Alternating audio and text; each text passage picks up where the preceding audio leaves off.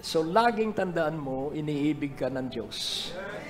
Kahit wala kang trabaho ngayon, basta iniibig ka ng Diyos.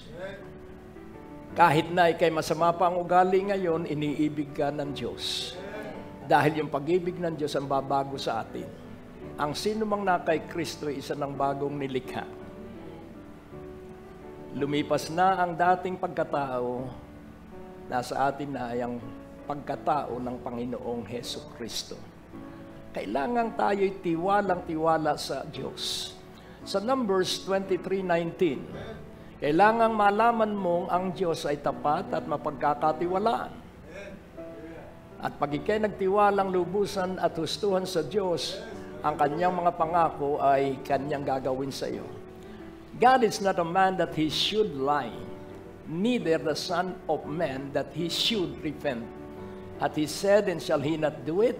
Or hath he spoken, and shall he not make it good?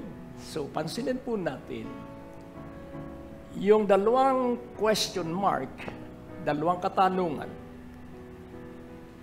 kanya bang sinabi at hindi niya ito isasagawa? O kanya bang sinalita at hindi ba niya ito gagawing napakabuti? Ang Diyos ay hindi katulad ng tao, hindi siya sinungaling.